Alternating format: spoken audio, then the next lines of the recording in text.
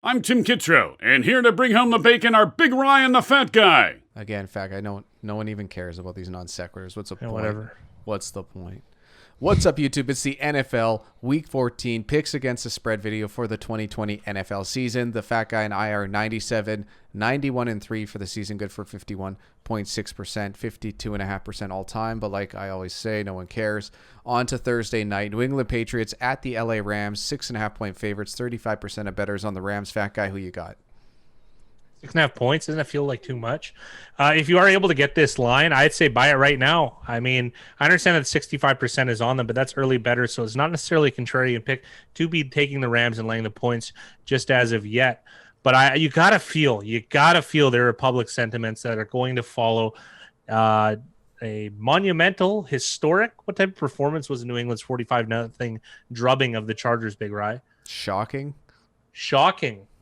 Fair, considering they were 1-point underdogs.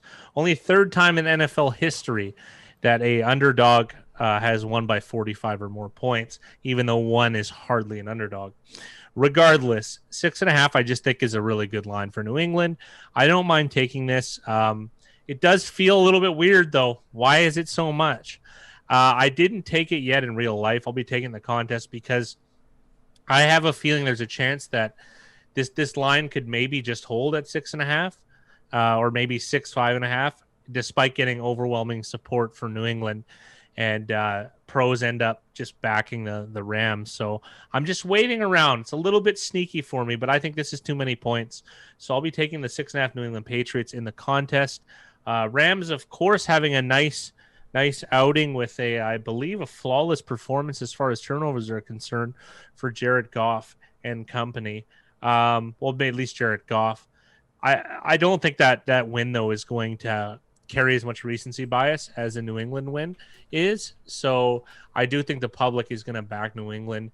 Despite New England, most of their success came not necessarily from offense, but from defense, special teams, that sort of thing, which kind of aided its offense, which put up I think less than 100 yards passing, Big Rise, something like that. Hey, if that works, if you throw for less than 100 yards in the NFL, chances are I think you've won the game. So everything seems to be running on all cylinders for New England, which is usually a good time to fade them, but I need a better line than 6.5 if I'm going to be taking the Rams. So in the contest, we'll be taking New England. I'm undecided on either side going forward, but there's a chance it could be the Rams. There's a chance it could be New England, but in the contest, I'll be taking the Patriots. Yeah, Cam Newton, I think, had 69 yards passing, but then they did bring in Jarrett Stidham for 3 attempts. I think he had 60-something yards, so altogether somewhere between 120 and 140. Meaningless yards, Meaningless yards is true. So on to the next game.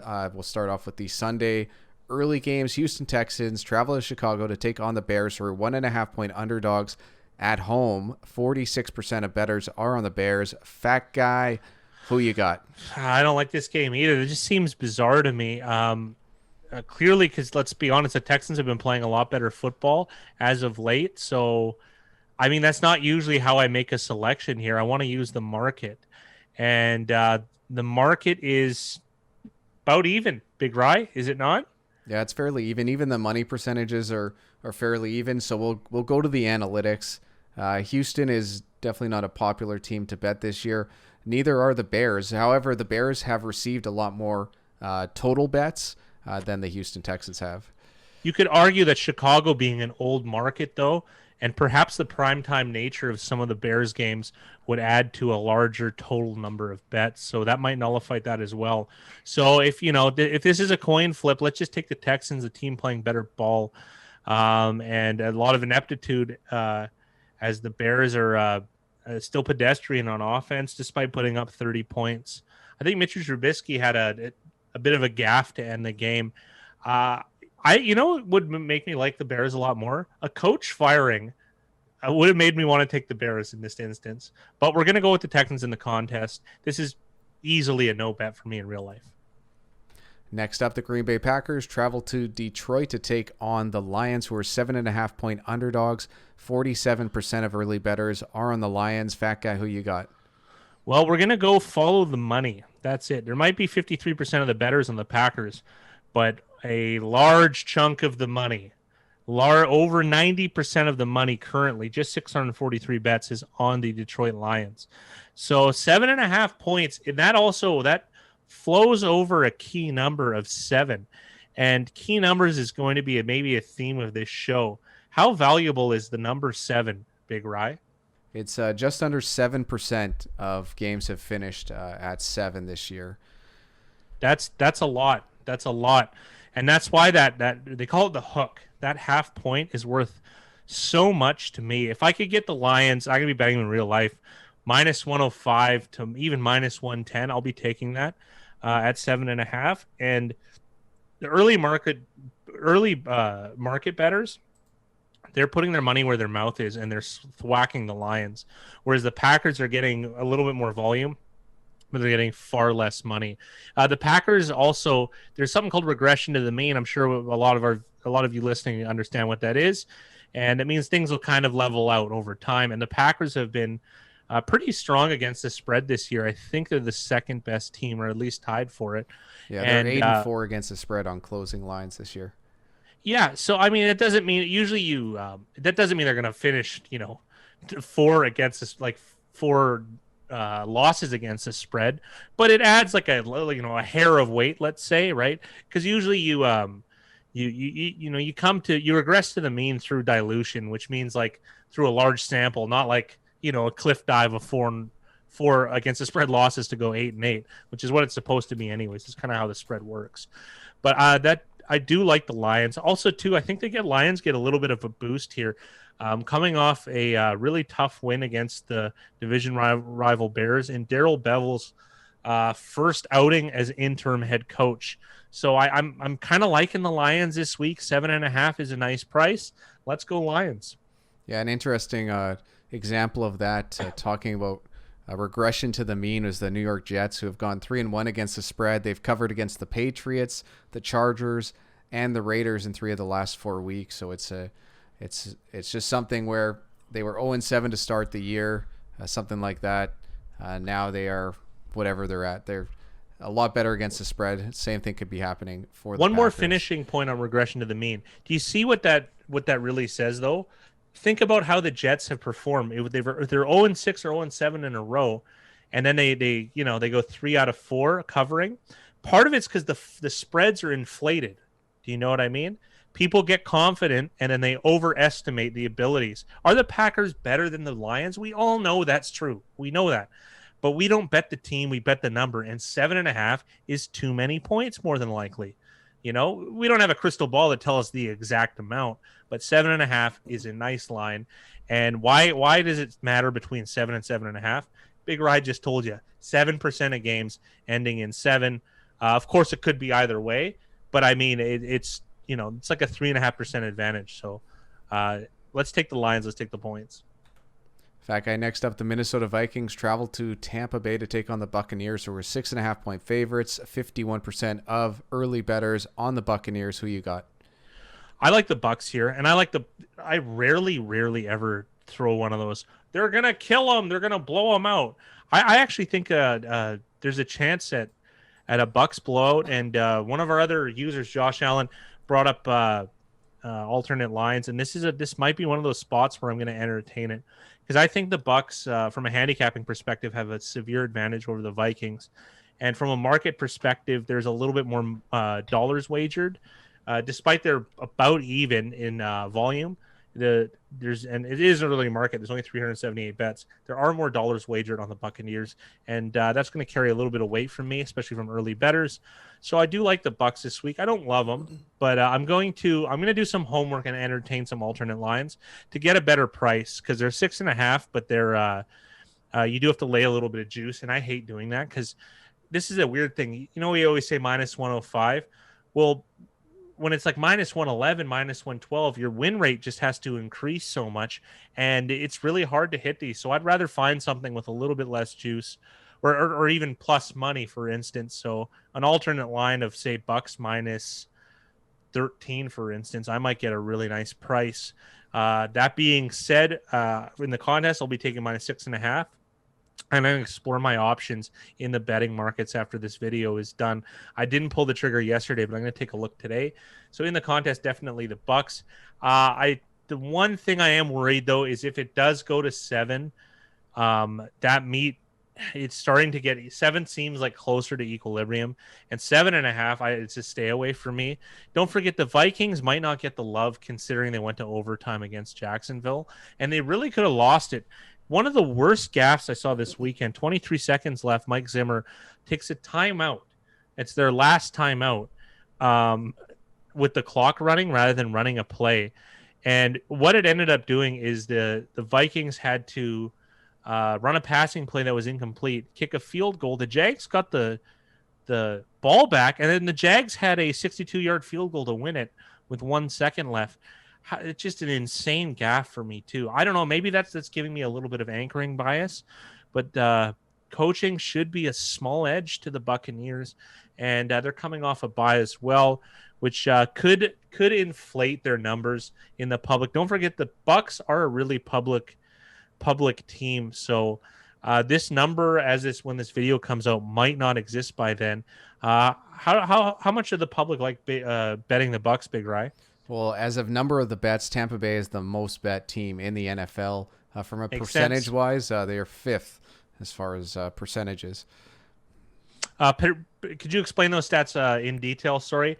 So the total number of bets overall are the Bucs, but they've also played a lot of prime time. Yeah. But what do you mean by percentage of bets exactly? Well, compared to who they're playing against, let's say for more games in the season, they've had maybe 65% of bets compared to other teams. So there's only 4 teams that have had higher betting percentage numbers, just like we're looking at on the screen right now with the 51-49 split. Oh, fantastic. Just to clarify, I'll be taking the Bucs in the contest, and I'll be exploring my options in real life. Fat Guy, next up, the Tennessee Titans travel to Jacksonville to take on the Jags, who are 7.5-point underdogs at home. 44% of bettors on the Jacksonville Jaguars. Who you got? This seems also fishy to me. I said that last week, and I ended up taking them in real life and in the contest, and it worked out well. They performed quite well, but that's a 1-game sample, and I feel like 7.5 is too many to give the Jags. Should be a 6.5 game. Really, realistically, they were able to give the Titans a run for their money last time, and I think they beat the Colts the first week. So I mean, it's a divisional game. Those are small samples. Really hard to be results. It's really bad, rather, to be results based. But I do like the Jags as an underdog, and I feel like they're kind of winning over the confidence of some of the public. Because don't forget, a lot of people that are left in Survivor, they probably made them gasp a little bit if they took Minnesota. Jags playing pretty reasonable football. They're a good 1-10 team, if that makes any sense. People always say they're good teams are frauds, i.e. the Browns or the Titans last week for losing to the Browns. But the Jags might be the reverse of that. They might be reasonably bad. You know, I always said that about the Giants this year, but the Giants are becoming 4 in a row. They've won 4 in a row. 4 in a row. Yeah, they're becoming relevant. Let's put it that way. I'm not going to sign off on them yet. Great performance. We'll get to that. But the Jags at 7.5 is it's just too good a number. I will say this though: there is more money, and there are pros probably on the Titans. I will say this was probably more of a look ahead line though, as far as Titans Jags, because it's something that you kind of square a couple weeks in advance, because a lot of it's closer to playoff time. Titans, of course, in that race, locked in with New England. Indianapolis rather. And I could kind of understand that there's a bit of look ahead money. I do like the Jags. 7.5 is too many, but I do think that something's a bit weird, and this line really should be a 6.5.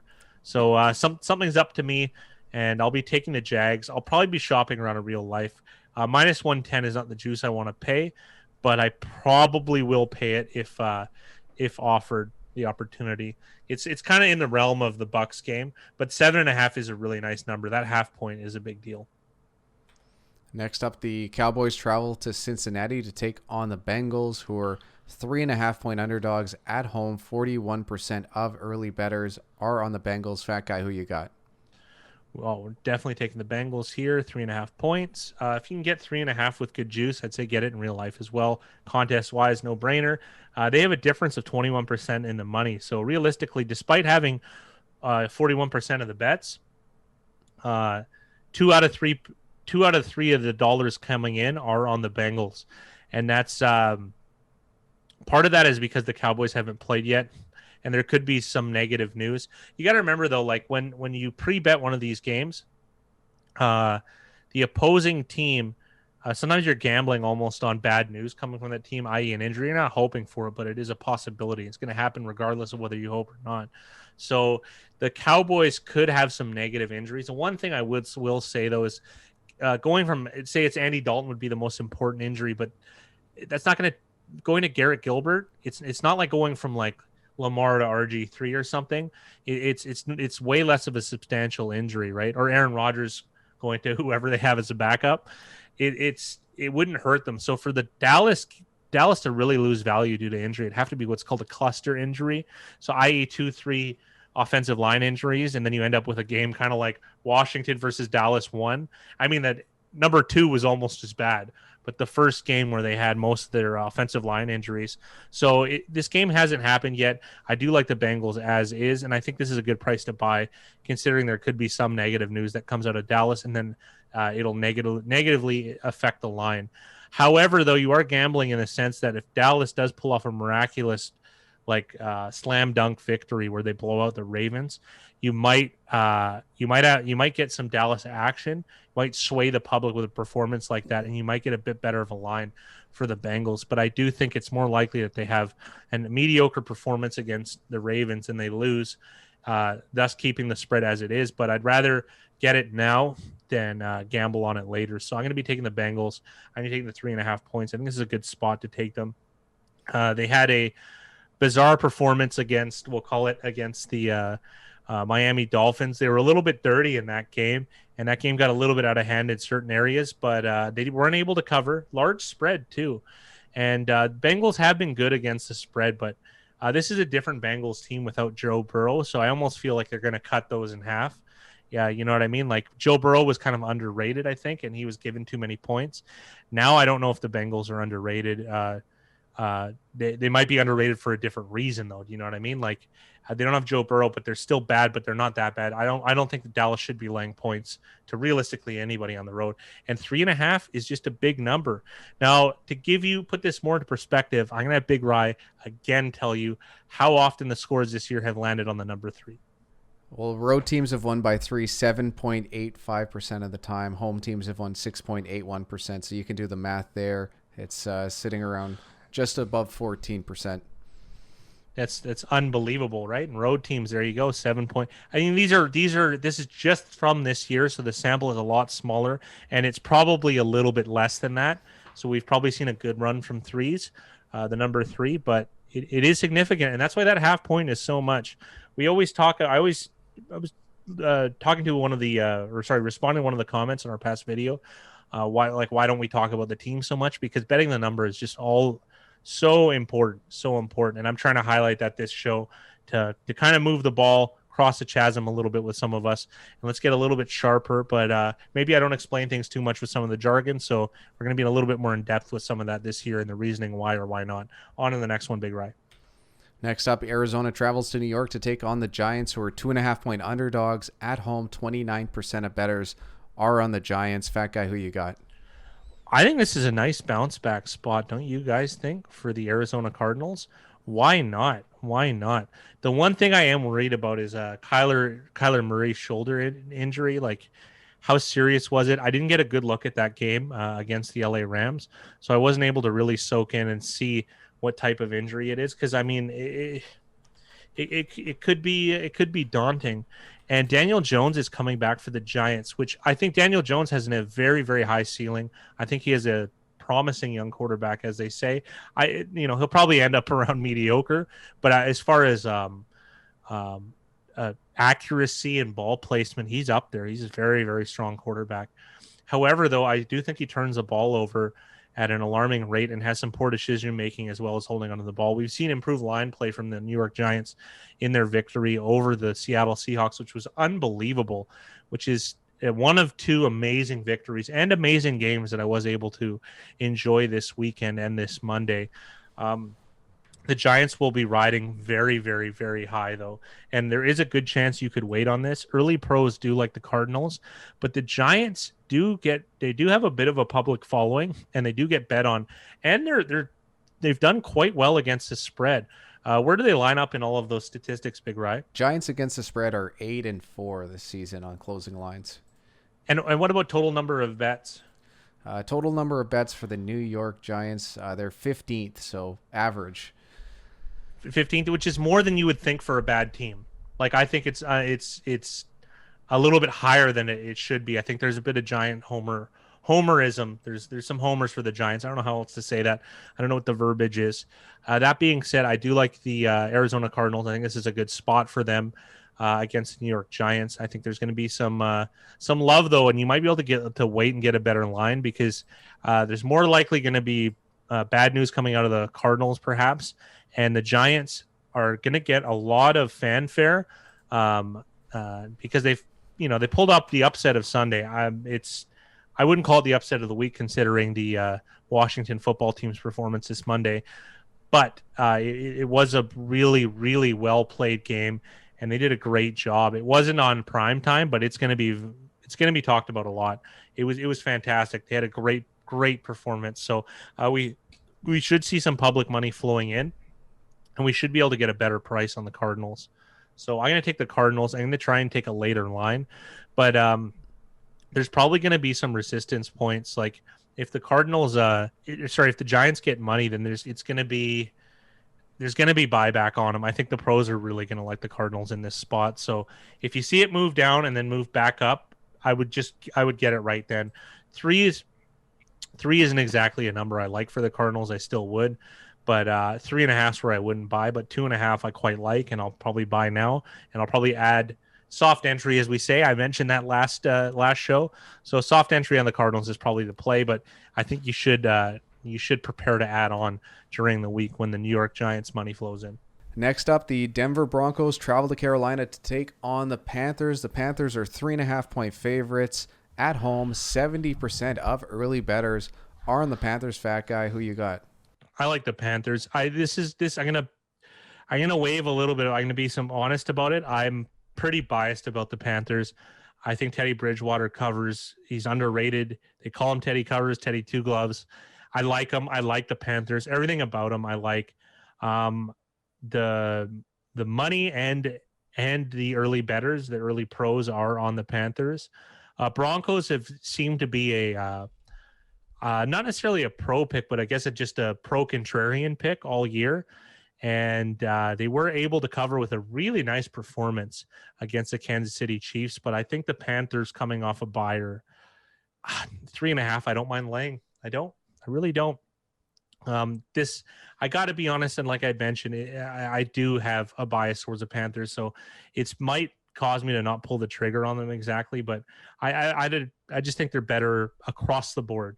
They really are. And the early market likes them, and there's a reason for it. So I'm going to take the Panthers, but I have to admit I'm biased. I'm bleeding blue these days. So Panthers laying the points. Next up, the Chiefs travel to Miami to take on the Dolphins, who are 7.5-point underdogs at home. 55% of early bettors are on the Dolphins. Fat guy, who you got? I'm going to be taking the Dolphins, even though there's this is probably a good spot where the Chiefs could bust out. I think they've only won by 6 or less their last 4 games. And 84% of the money is on the Dolphins website, only 56% of the bets, indicating that there is sharp action on the Dolphins, who just seem to be perennially underrated week to week. So 453 total bets, so it's not too much. It's such an early market to overreact, but 7.5 is a really good number. I do like it because 7 is so crucial. Like we had mentioned, 7% of games ending in 7. So a lot of 7s going around here. 7.5 is a really nice number. I don't mind laying it even at, or taking it rather, at -110. I'm okay with that juice. The Chiefs, it almost feels like they're ready for a breakout performance because they've been eking by some of these games, barely beating the Raiders, having a tough time with the Denver Broncos just this last week. I do think the Chiefs could blow this one out, but at 7.5 points, at home, I'm taking Miami. Let's go Dolphins. Next up, the Indianapolis Colts travel to Las Vegas to take on the Raiders, who are 2.5-point underdogs at home. 52% of early bettors are on the Raiders. Fat guy, who you got? Oh, geez. The Oakland Raiders, so difficult. Like I'm like a loss for words because I'm reliving that Henry Ruggs play at the end of the game. I think that I'm going to take the Raiders now in the contest. I'm going to be waiting in real life because it's got to come back to catch them. Like that Jets giveaway, because they're pretty much the team that lost to the Jets. It's almost the black eye they have. So I can't imagine that there isn't going to be money flooding on the Colts. Pros like the Colts already, but I think that I'm going to wait for a good line and try and get the Raiders. In the contest, I'm going to take them, of course. But in real life, I'm going to wait. I'm going to try to get 3.5 perhaps, and I'll gloss over that key number of 3. And I'll probably, if I get 3.5 with good juice, that would be fantastic. But I think this line should have legs considering the black eye of the Raiders. And of course, there's a firing over that call. So, I mean, there's going to be a lot of hubbub on the radio. Skip Bayless, Colin Cowherd, all the likes of those guys should be talking about this. And since this is a buzzing point, I think bettors are going to have confidence in the Colts, not so much in the Raiders, who have had woeful performances as of late. Atlanta, they got blown out, and then they almost lost to the Jets, save for a last-second play. So I do think this market will have legs. I do think the choice is going to be the Raiders at the maturity of that market if it hits 3.5 with good juice. Otherwise, I'm just going to stay away, but I do like the Raiders if I get a few more points. But we'll make it a contest pick, and we'll take the Raiders and move forward. Next up, Jets, Seahawks. Seahawks are 13.5-point favorites at home. 43% of early bettors are on Seattle. Fat guy, who you got? Well, it's one of those things. How can, for some reason, I took the Seahawks last week against the Giants in this show. But I did add some I did add some stipulations as I'd mentioned before. And the Jets, I went against them as well, taking the Raiders, just trying to foresee a comeback performance. But the Jets, I mean, I'm just going to take them because 13.5 is too many. You guys know it by now. When in doubt, take the points. And I'm certainly not laying 13.5 with that Seahawks game, who probably could bounce back because they've had a couple weaker performances as far as Seattle is concerned. Maybe not against Philadelphia, but they did give away that last second cover more or less 2 weeks ago. And then they, of course, lost to the Giants. And one of the better coach games I've seen this year. Very enjoyable from the Giants. Really tough from the Seahawks, facing a ragtag bunch of Giants defenders and a strong running performance by the Giants. I like the Jets in the sense that 13.5 is just too many. I mean, the Jets are worse than the Giants, but they're not monumentally worse. And I don't see why the Jets can't lose by 10. 10 seems pretty reasonable, or even 13. We're still going to have the hook on 13. So Jets in the points. As far as the market concerned, I need 14.5 points to bet the Jets. I really do. That's where it is for me. That's the line to buy. Otherwise, I'll just stay away. I'm not a big fan of this game. I hate betting on the worst teams because they can't control which way the game goes in. And the best teams seem to dominate all sides of the ball, so they can let scores get away and they can cover large spreads. Seattle is one of those teams that can provide offense, from all sides of the ball. So I like to stay away from these games in real life. However, though, if I am able to get 14.5 points, I most certainly will take the Jets in real life. So let's take the Jets and the points in the contest. 14.5 real lights if it hits that number, but I really don't think it will because people are going to be sour. They're not going to be lining up to bet on the Seahawks. So I expect this game not to be bet too much in the future. So let's take the Jets and the points and maybe wait on it in real life. Next up, the Atlanta Falcons travel to LA to take on the Chargers, who are 2-point underdogs at home. 37% of early bettors are on the Chargers. Fat guy, who you got? Well, I got the Chargers. They also have 77% of the early dollars, What does that tell you? Early pros are on the Chargers, and I don't blame them. I like the Chargers money line, to be honest. I don't even mind the alternate line of -2.5 because you're going to get plus money here. However, though, if that line does creep to 3.5, I most likely want to take that for the Chargers, and I think it could, considering they had one of the worst performances of the entire year. 45-0. I can't think of a worse game, realistically. There's been some ugly ones, but that one was brutal. Maybe the Jets against the Dolphins where they were shut out, but that wasn't even by as large of a margin. Chargers are a really buy low team.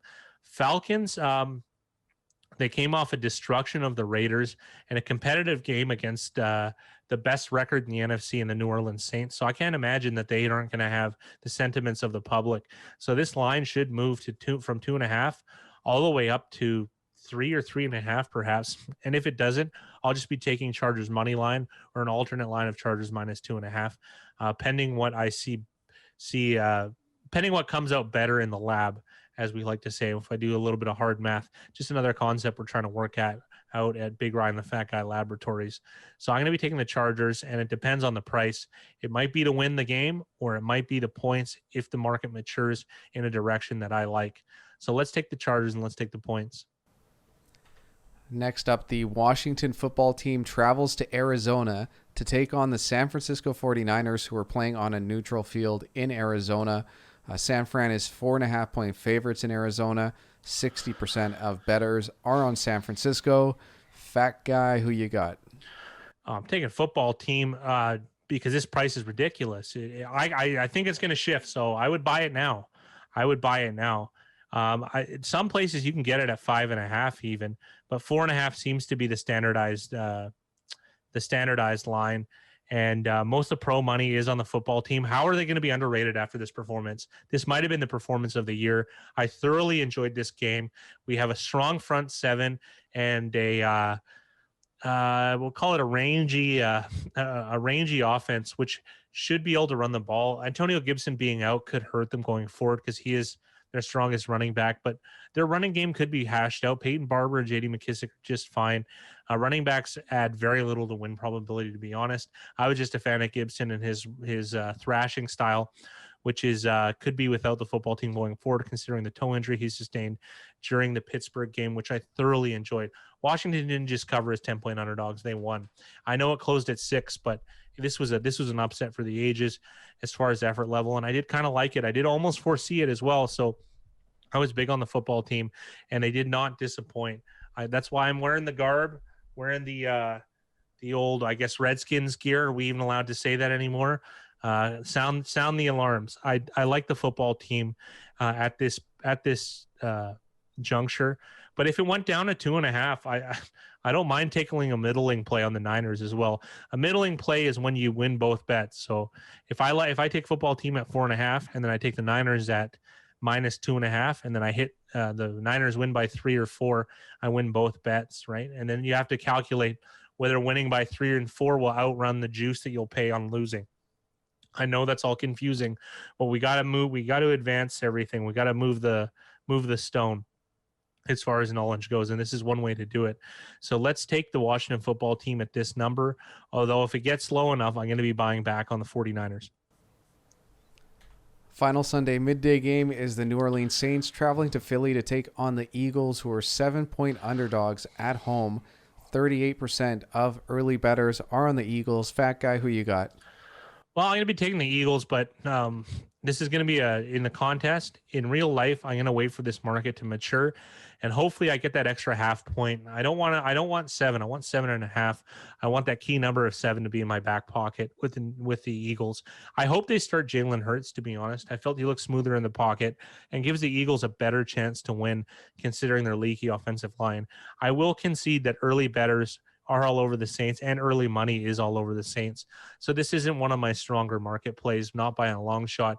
However, at 7.5, you are going to get pro resistance at certain numbers, and we always bet the number here. We don't bet the teams. And do we think the Saints are better than the Eagles? Of course we do. They're a far better team. However, though, on the road, not that it matters too much this year. In fact, road teams have actually often been more successful this year. We do like the Eagles at home if we can get the right number. I think 7 there's a slight minuscule value on the Eagles, perhaps even close to equilibrium. But at 7.5, I have those few extra percentage points, which could push me in that direction. That's why I'm going to be taking the Eagles in the contest to set a precedent for taking them in real life if I do get a market that matures in my favor. And that being said, like people aren't going to be betting the Eagles. They aren't. The only people betting the Eagles, which are the same people all year that have been betting the Eagles, are the professionals. And again, we can almost predict what the sharps do, and I think they'll be on the Eagles if they hit over certain resistance points or certain key numbers, i.e., 7.5. 7.5 good juice. I'll be buying on the Eagles in real life. As far as the contest goes, we'll go with Eagles +7. Fat Guy, next up, we're moving on to Sunday Night Football, where the Pittsburgh Steelers travel to Buffalo to take on the Bills, who are 2.5-point favorites at home. 59% of early bettors are on the Bills. I actually think we have this line backwards. So Bills are actually 2.5-point underdogs. Yes. Steelers are actually 2.5-point favorites. I'm sure that will change some stuff in your mind. So, but who do you got at Buffalo +2.5? Well, I think it could swing anyways. I think it could swing to Buffalo by 2.5. Buffalo just coming off an impressive victory against the Niners. Steelers losing, undefeated no more. The Washington football team able to get the W against them. And Larry Zonka is laughing somewhere with a stogie and a nice vat of scotch. So I think the Steelers haven't been covering lately. And this is a game where we might see a little bit of a flip here.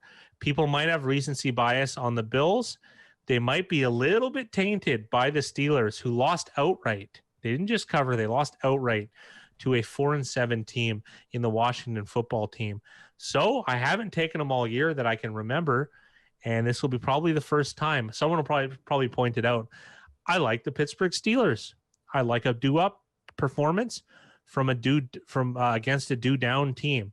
Give me the Steelers against the Bills. I don't mind if I have to lay 2.5. I don't mind if I get 2.5. I want good juice though, and I'll if I'm getting 2.5, I'll just take the money line. But as it stands, the Steelers are actually 2.5-point favorites, so that graphic is inverse.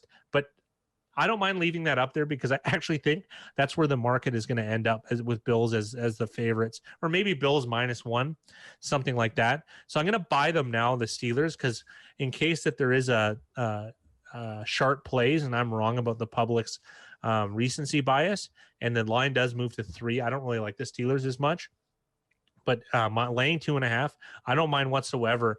So I'm going to take the Pittsburgh Steelers, however you say it, this week. And I want that line to be, I don't want to lay more than 3 or more. So that's pretty much the stipulation. Next up, the Baltimore Ravens travel to Cleveland to take on the Browns, who are 1-point underdogs at home. 62% of early bettors are on the Browns. Fat Guy, who you got?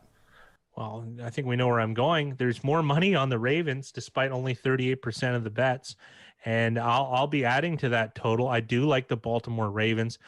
I do want to bet them, though, like after the game. I don't want a Lamar injury. I don't want to get locked into that, because I think that's, of all quarterbacks, Big Rye, can you think of a guy that could affect the future line more than Lamar Jackson in terms of percentage of injury? Because he's out there.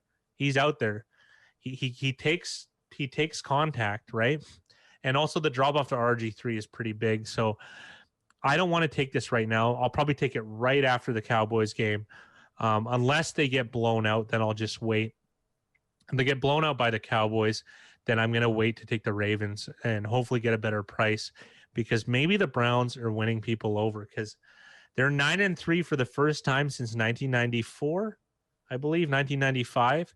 And I still think the Ravens are a better football team, and I think the professionals agree. So I really like this game, and I really like the Ravens.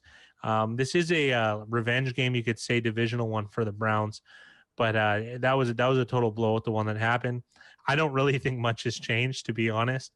And I do like the Ravens in this spot, considering all the negative attention the Ravens have been getting and all the positive attention the Browns have been getting.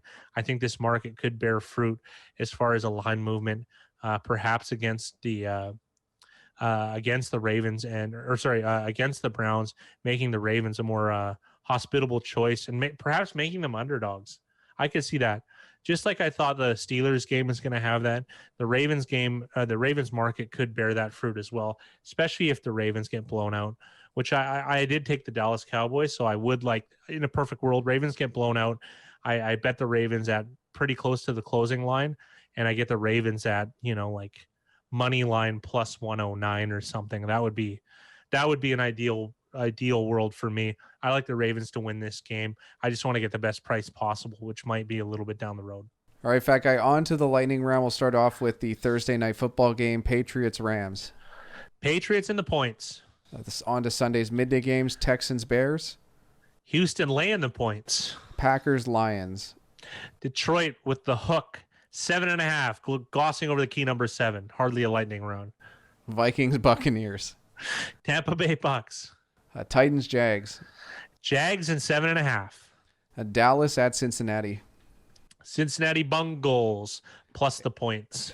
Arizona at the New York Giants. Arizona Cardinals. Quite like them this week. Broncos-Panthers. Carolina Panthers. Went short on that one. Chiefs-Dolphins. Miami Dolphins. The midday games, Colts-Raiders. Las Vegas Raiders. Jets-Seahawks. New York Jets. Falcons-Chargers. LA hapless Chargers. The Fat Guy's Washington football team or the San Francisco 49ers? Washington football team. Saints-Eagles. Eagles, but I want the hook. Sunday night football, Steelers at Bills. Pittsburgh Steelers. At -2.5, let me add. And Baltimore-Cleveland. Baltimore Ravens. Hell yeah, Fat Guy. That is the lightning round for week 14. Let's talk about the 2020 week 13 winner. We've got 2 people listed here. There's still the Tuesday night game. There is a possibility that Cash Only No Checks could win it at 13-2. There's also a scenario where 999 Art can win it with a tiebreaker at 12-3. So let's take a look at those tiebreakers right now. Cash Only No Checks has Baltimore -7.5. So if Baltimore -7.5 covers, Cash Only No Checks wins. But 999 Art has the opportunity as a backdoor cover, we might say, where if the Dallas Cowboys cover and the over-under is 45 or more, 999 Art will win. If the Cowboys cover and the score is between 42 and 44, Cash Only No Checks gets the t-shirt. And if the score is 41 or under, it goes straight to Cash Only No. Well, actually, if Dallas covers and it's 41 or under, we're going to have a good old-fashioned spin the wheel. But let's take a look at the leaderboard. Regardless, Cash Only No Checks in the lead as of now at 12-2 with Baltimore in the docket. 999 Art and Insert Clever Pun 11-3. Congratulations to you two. At 10-4, we have It Hurts When I Fart, A Eden Season, Big Time Bro, ! And ya boy, Dylan Toddfield with the pride. Play the music or whatever. Cue the music. You don't know your own line. And Not Carnival Personnel at 9-5. Shout out to Corey Andy. A solid week at 9-5. Fat Guy, your thoughts? Yeah, it's a good one. We weren't able to be as strong as these guys, but we're right on. And I think Art won earlier this year, I believe. So, and perhaps Cash Only No Checks as well. So this might be a battle this might be a battle for a 2-time winner this week, if memory serves me correctly. And onto the overall leaderboard, where Cassone still has a stranglehold of first place. 116 wins in 190 games, 62% against the spread, picking every game. Fat Guy, that is unbelievable. Unreal. First time on radio. Hey, holy. Oh, it's a podcast. I forgot. Yeah, Cassone's got a quite 62%. I mean, I'm just looking at this. It's unbelievable. It really is. I really hope that he's building a fortune, a house of $100 bills, as they would say in the movie Casino. Billy 369, though, no slouch at 59. And our top 10 does include the infamous Mickey Hill, 53% above. Quite a nice record from all those guys. I hope that we're able to catch them in some formality, but we're not too far behind, if I'm not mistaken. Yeah, and Jackson, Dublin Guinness, sitting at 106 wins, good for third place, as well as Satuple Madcapper at Ertz When I Fart, Fleabit, Peanut Monkey, Cash Only, No Checks with a strong week this week, and Jamie, Show Me Your TDs at 101 wins. So it's fantastic. To everybody in the top 10, everybody here, 53% and above.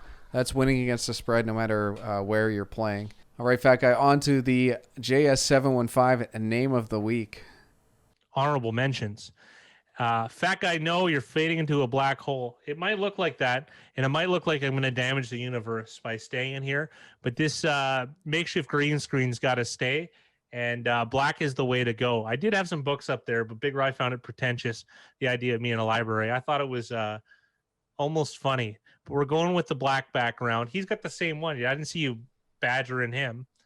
Going all in on soft entry points. I think we can figure that one out there. Bring back Fat Guy's spare room. It is behind here. It is. But maybe it'll come back. Maybe we'll have a show where it'll be all of my sister's things can be shown on display. Only one thing could have dragged me away from the soft glow of electric sex gleaming in the window. Jags plus 10.5. Now, that's, of course, a reference to A Christmas Story, which I found very festive. Very festive. I quite like, the way to Fat Guy's heart isn't just through his stomach. It might be also through nostalgic film, and A Christmas Story certainly falls into that category. Great soundtrack, by the way, or score, let's say. Barnacky, he still owes me money. Now that also is a callback to the movie Stripes, and I believe Bill Murray says that. And same thing, nostalgic. The non-contrarian Josh Allen. So Josh calling his own shot. I'm pretty sure Josh Allen's not even his real name, but it's been a fun one he's gone by, and he has been anything but contrarian lately. Cassone, His Excellency, President for Life. Well, it's a shout out to Cassone. So not just my vanity needs to be stroked. Cassone has done so well.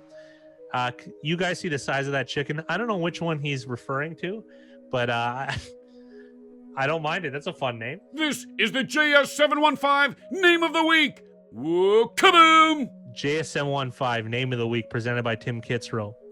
Zit Homo has the Falcons money line. If there's humor I like, it's self-deprecation. Now, this is, of course, key viewer Zit Vono, who is been called Zit Homo by Dylan, who seems to be very clever, very wordy. So Falcons, of course, played the Denver Broncos that week. So, of course, he had the Falcons money line. So Zit Homo has the Falcons money line. Self-deprecation for the win. All right, guys, that's it for the Week 14 picks. Remember, you can make your picks for Week 14 at BigRyanTheFatGuy.com. There is a $100 prize for most regular season wins. That's brutal. That's it for Week 14, Fat Guy. Anything you want to not stumble on about like I could right now? Oh, man, this is nice cadence, too. Sound like a quarterback first coming. Blue 40, Omaha. Anyways, we know who does the talking, and we know for what reason, but we're going to get on with this. I didn't like the opening lines for some of these, but I do like where some of these could mature. I would suggest buying the Redskins right now, the football team, if you do like them. I think Miami is certainly in the considerations, as well as the Detroit Lions and the Tampa Bay Bucks. So those are the ones I would try and jump on right now if you could.